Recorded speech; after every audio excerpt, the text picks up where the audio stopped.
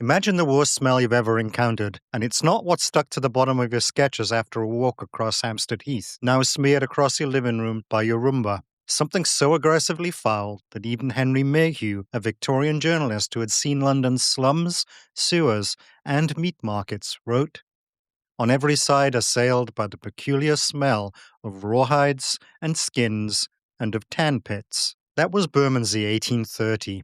Marketing materials today suggest neighborhood aromas of fermented hops and toasted malt, although the day we visited, it smelled of fresh rain.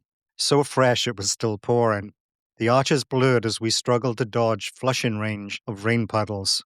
Bermondsey is now home to the Bermondsey Beer Mile, the most concentrated cluster of craft breweries in the world. 2 miles of 20 or more taprooms. It's called the Beer Mile in the same spirit that a British summer is called summer, aspirational over descriptive. We'll walk the Bermondsey Beer Mile on today's episode, and relax, it's barely even a 5K. Let's talk as we walk.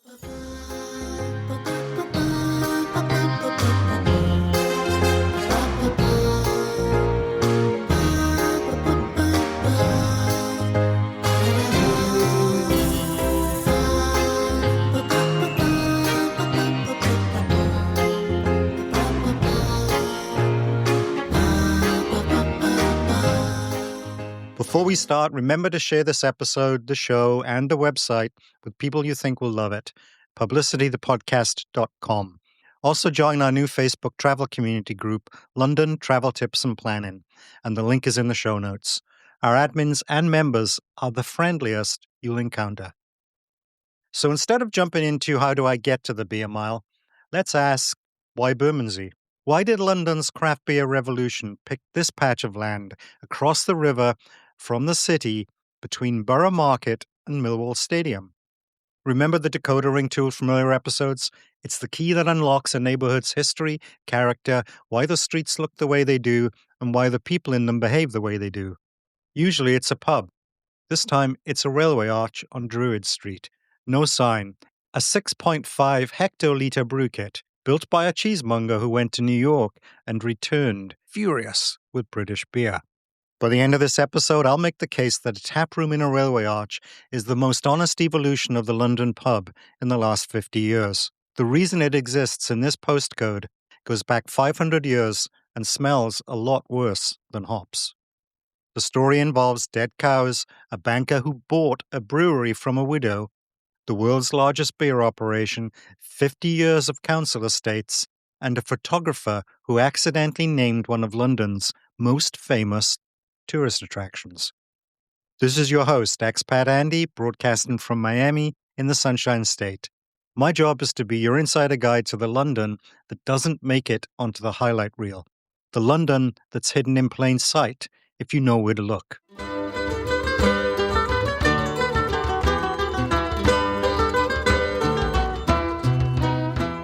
What's past is prologue.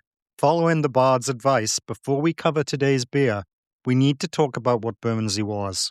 Bermondsey sits south of the Thames and east of London Bridge, which for centuries was the only crossing into the capital.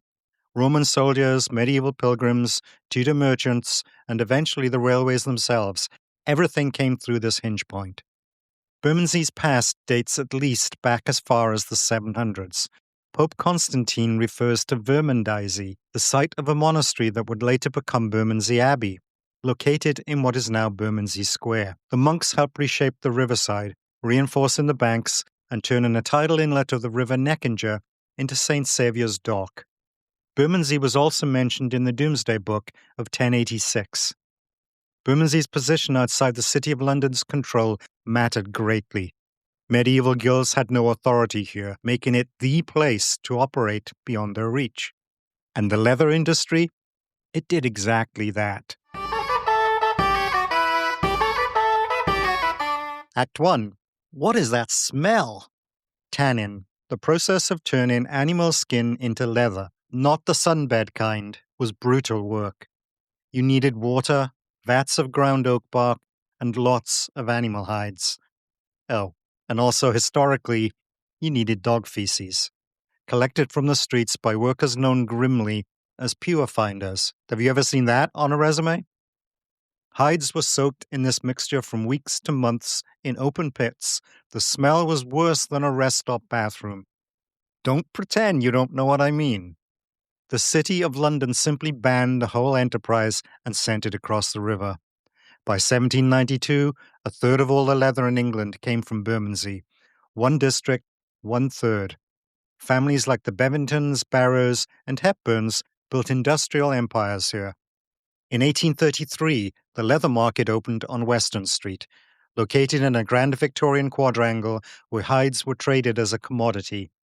The London Leather, Hide and Wool Exchange followed in 1878, a magnificent building on Weston Street with carved stone roundels depicting tanners at work. Both buildings still stand. There's a decent pub packed into part of the Grade 2 listed Victorian leather market building called, surprisingly, the Leather Exchange, which I think is a little bit of a risky name for a pub. You could easily be forgiven for wandering into the wrong bar for your tastes. Wealth built from Leather Exchange came with a cost. Tens of thousands of workers packed into Bermondsey, 4 or 5 to a room. The smells soaked into walls, clothes, and people. Bermondsey was useful, essential, and completely looked down upon by everyone on the other side of the river. Then came beer.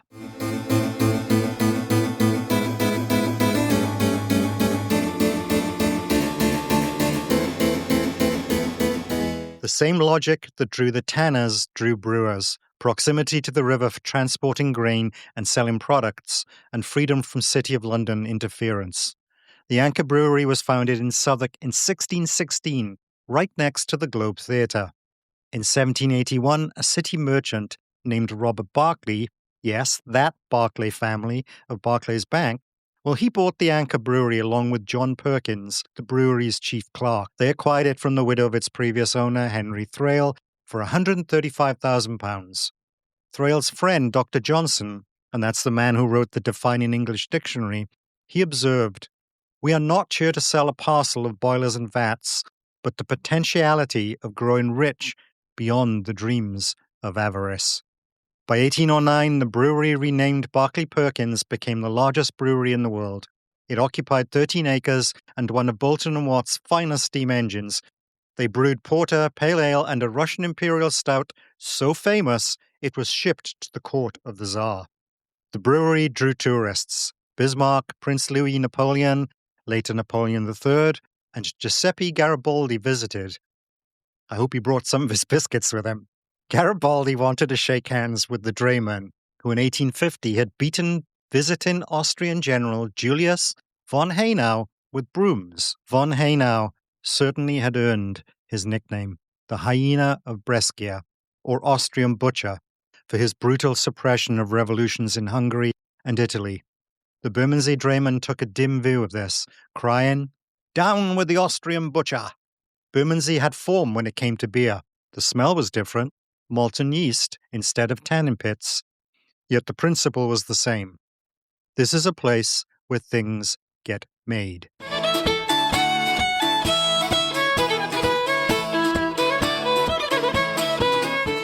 By the late 20th century, the tanneries and brewery had gone and the wharves were dying off. This left a lot of empty spaces under Victorian railway arches.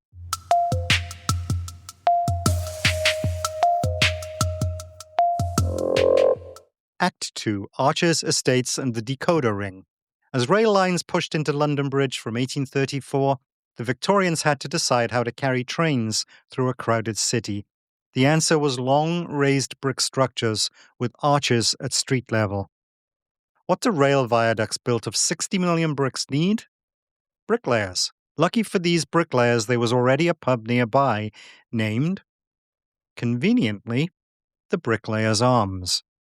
Before we get too excited, the pub might have been used by our bricklayers, but its name originated with the coat of arms of the Worshipful Company of Tilers and Bricklayers, a nod to the ancient Kent brick trade that supplied London.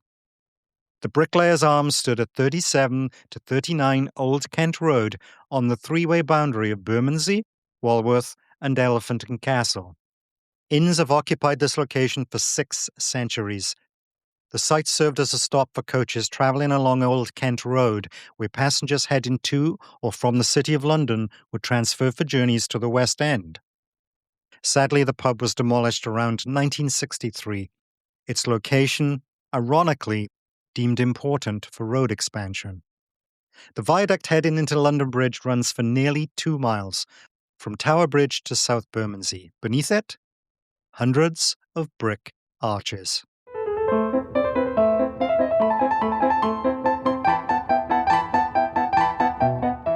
Bermondsey's rail arches were built between 1834 and 1836 for the London and Greenwich Railway, the first steam line with a London terminus, and the first rail arches in London. Before London Bridge Station, before the network, before Victoria was even Queen, Colonel George Landman secured an 1833 Act of Parliament and created a raised viaduct from London Bridge to Greenwich, nearly 4 miles long, with 878 arches, and yes, 60 million of those bricks. The first section opened 8th of February 1836. It was served from Spa Road, London's first railway terminus. It wasn't a fancy stone station, more of a wooden platform on top of the viaduct in Bermondsey, accessed by a rickety wooden staircase from the street below. It was just a stopping place, really. The fare was sixpence. Trains ran hourly, and there were no services after dark because there were no signals. The viaduct had to be built high on street-level arches to prevent blocking the dense streets of the tanning district near London Bridge. In the barely developed Eastern Bermondsey of 1836, the elevated viaduct emerged from those crowded streets at Spa Road, heading out above open marshland, streams, and market gardens stretching outward toward Deptford and Greenwich. Landman's original plan for the arches was for cheap worker housing. Dark, damp homes with trains rattling directly overhead didn't exactly make an ideal living environment. So instead, their inherent qualities of being cheap, structurally robust, and naturally cool lent them to business premises used for light engineering, storage, and light manufacturing. 170 years later, a cheesemonger from Waterford Island with a homebrew kit and a grievance about British beer found these qualities equally as workable. The arches are now Grade 2 listed. When you order your pint beneath these original bricked arches, consider that ceiling was built in the 1830s. Let's get our geography in order before we proceed with the Beer Mile. When you're lost and got no place to call your own, just follow my footsteps. Follow my footsteps. Start at London Bridge, head south along gentrified Bermondsey Street's cafes, galleries, restaurants, and the Fashion and Textile Museum. Take a left turn onto Druid Street, and everything changes. The railway viaduct cuts east-west through the neighbourhood, its arches stretching towards South Bermondsey. This is the Beer Mile, running beneath the tracks along Druid Street, Enid Street, and the lanes between. It's not really a mile, it's closer to 2. It wasn't really designed, it just kind of accumulated. Further along past Spa Road, the original cluster, Spa Terminus, the Colonel, Brew by Numbers, places that defined what this was. Further east, the arches open into larger taprooms and destination venues. In between lie the mid-arches. No signage, no obvious entrance. The ones you had to work hard to find. And that's where the texture lived.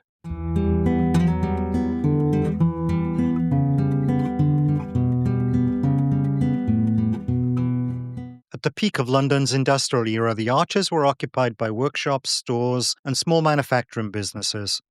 They were cheap, dark, high-ceilinged, naturally cool, structurally sound, and ideal for anyone who needed space and couldn't afford central London rents. The same economic logic as the tanneries 4 centuries earlier, expressed in Victorian brickwork. Across the second half of the 20th century, Bermondsey's industries collapsed.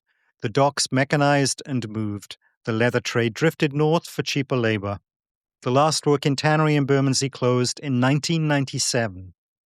The Barclay Perkins Brewery had been demolished in 1981. What remained were the bones of Victorian warehouses, empty units, and rows upon rows of unused arches. Picture it for a second. The industries were gone, yet the people remained.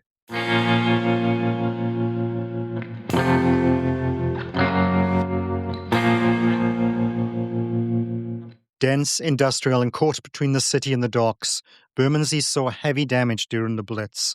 Victorian terraces, home of tannery and dock workers, were destroyed. Post-war housing needs were urgent, and Bermondsey a priority.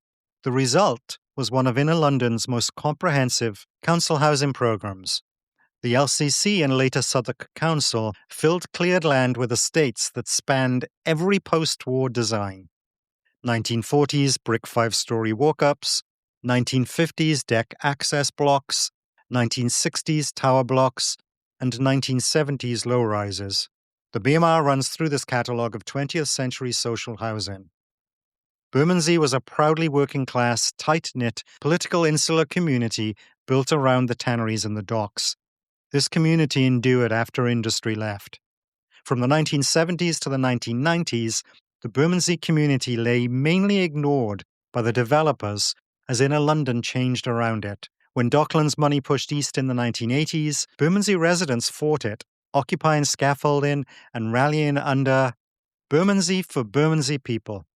Some change inevitably creeped in, but the core estates around Druid Street and the railway arches stayed cheap, local, and for now, overlooked by the property market.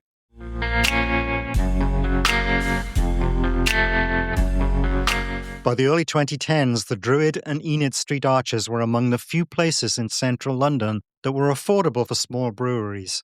Breweries moved into a neighbourhood whose long resistance to development made their success possible.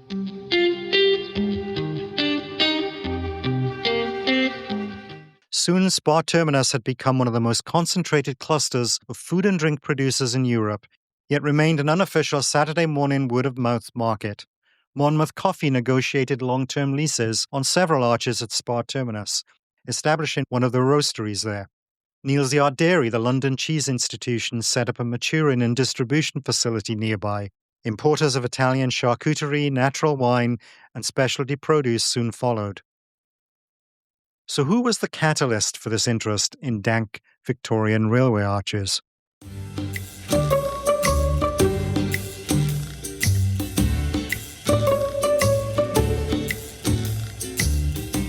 In 1999, Evan O'Riordan began selling cheese at Neal's Yard Dairy, London. His success led him to New York to help set up the Whole Foods cheese department. By day, he talked about the complexities of cheese terroir, aging, milk, and flavor profile. By night, Americans took him out for beer, and they talked about the beer the same way. They discussed brewery histories, hop varieties, and why an IPA tasted like a particular American summer. O'Riordan said later, "In America, craft beer was a movement. It was really exciting and something I didn't see back here in London." He returned to London and started home brewing. He joined the London Amateur Brewers Club, and in September 2009 rented a small arch on Druid Street in Bermondsey, where he started a brewery called the Colonel Brewery. He shared the arch with a cheesemaker called Capacassin and an Italian ham importer.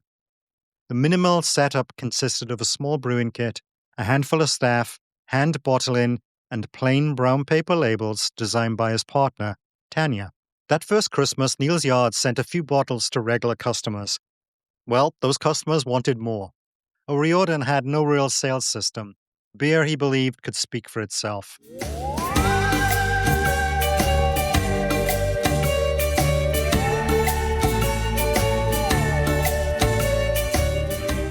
Traditionally, the pub reveals a neighbourhood by accumulation, being there for generations, absorbing the history around it, becoming a community gathering place.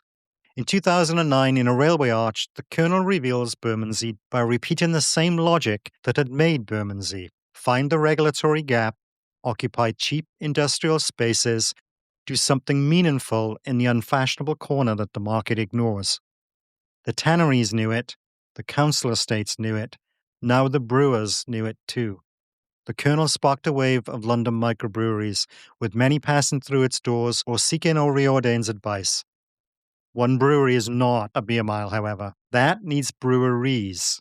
A Saturday ritual, the tendency of good things to cluster, and a clever name.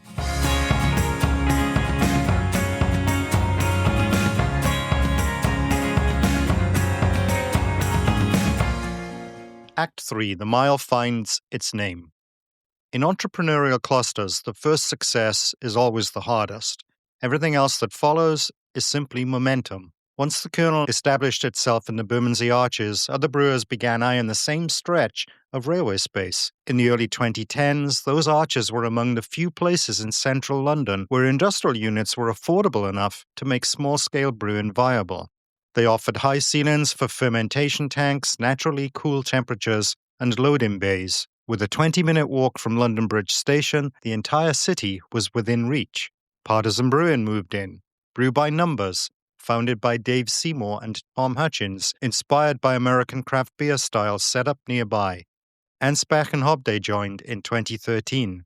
Their co-founder Paul Anspach started with a 200-litre brew kit, when most commercial operations start at 800 litres. For Pure, founded by brothers Dan and Tom Lowe after they exited an IT infrastructure services company, opened in a warehouse at the South End. Southwark Brewery followed in 2014.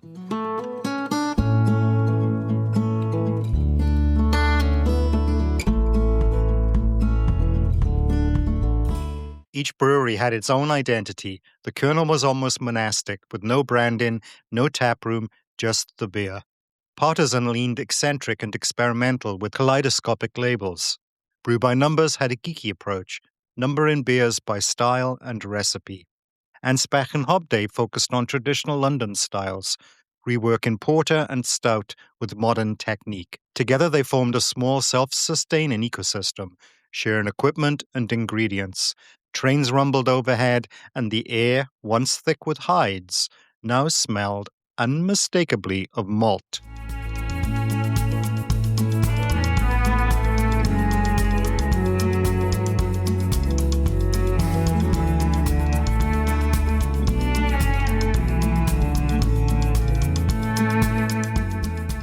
On Saturday mornings, breweries pulled up their arch shutters, set up some taps, and invited people in. No gastropub trappings or cocktail menus, just beer produced on the premises and sold directly. In 2013, photographer and food writer Mac Hickman walked the route, wrote it up, and called it the Bermondsey Beer Mile. The name stuck. One beer journalist later said, "A sense of community and identity to an area that coincidentally had a collection of indie brewers. A destination was born." What a strange road I've taken to find you. All the signals and the signs I was blind to. Twists and turns and roundabouts and swings. It's ironic that the kernel was the catalyst for the Beer Mile's fame. Its founder had been nervous about the area getting too famous. By the mid-2010s, it was mentioned in Time Out magazine and the Guardian newspaper. American visitors started making it a specific destination, the way that visitors would make a trip to Borough Market or Portobello Road. A travel guide suggested starting at Maltby Street Market, an artisan food market adjacent to the brewery arches that we covered in episode 9, to eat something substantial before beginning the route. Wise advice. More breweries opened. Hiver beers using honey from London urban beekeepers. Hawk Cider, the first urban cidery in London. Gosnell's Mead, the Barrel Project, whose taproom has a wall of stacked oak aging barrels and an absurd beer menu. By the mid-2020s, there were approximately 20 venues on the mile, which by now was technically 2 miles long. What could go wrong? It don't matter how I got here eventually. Act 4. The mile matures. Mostly. By 2023, the Bermondsey Beer Mile had a problem. It had been discovered. Stag doos, hen doos, groups of 15 in matching t-shirts who had come to drink as much as possible in a day. Well, they were not there for the nuances of a well-made saison. Residents complained about rowdiness, littering, and general chaos on Saturday afternoons. Newspaper headlines followed. The breweries were caught in an uncomfortable position. They needed the footfall, but the footfall was changing the character of what they'd built. I wish I found you a long time ago. We could have taken it easy, could have taken it slow. At the same time, the economics of brewing were becoming brutal. For Pure, one of the original 4, changed hands.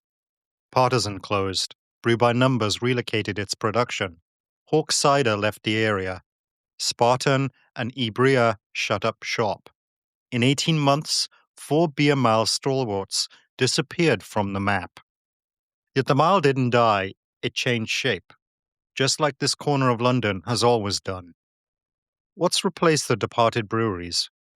A taproom specialising in Dutch craft beers.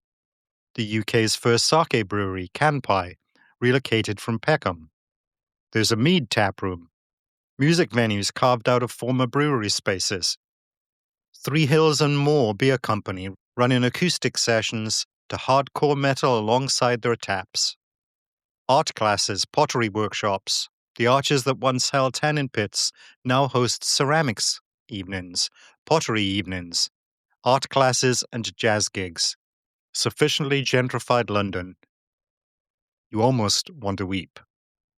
It's remarkable that the Bermondsey Beer Mile has maintained an independent ethos without any organisation to protect it. There's no charter or rules about who can call themselves part of it. The larger brands that now dominate the glossy railway arches at London Bridge Station have not migrated down into the Beer Mile proper, although some organisation and route maps have been necessary for crowd control.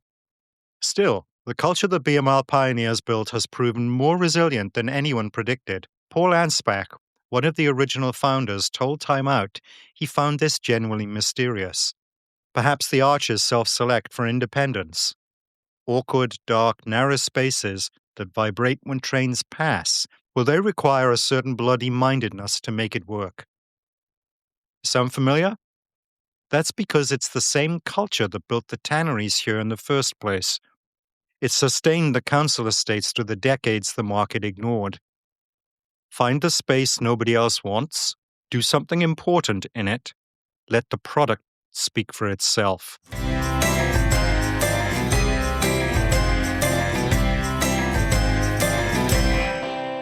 The traditional pub reveals a neighbourhood through time, accumulated through generations of community use.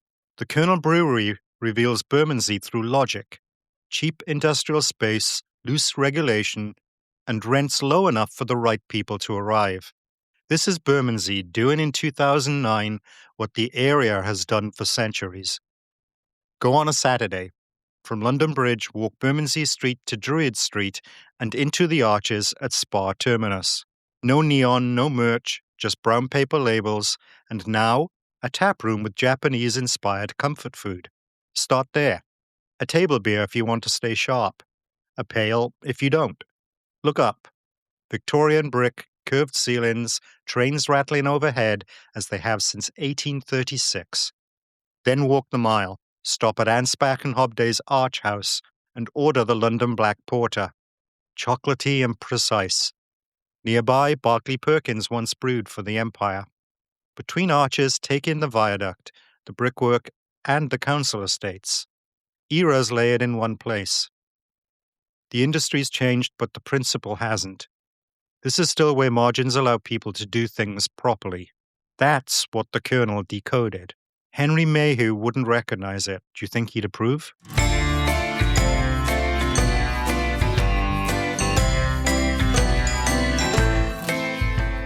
A place built on the industries that nobody else wanted has turned those conditions into something essential. Leather for a third of England's shoes. Porter for a city of 4 million. Council estates that held a community together through decades of decline. And now, craft beer for anyone willing to cross the river and walk the arches on a Saturday afternoon.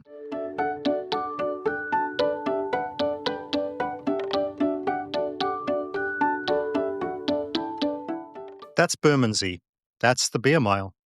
Start at London Bridge, head down past Bermondsey Street cafes, galleries, old warehouses, turn luxury flats, and enter the arches. The western core holds the Colonel, Brew by Numbers, Anspach and Hobday, Southwark, the Barrow Project. The mile's founders still anchor it, but what's changed is the experience. Hidden has been discovered.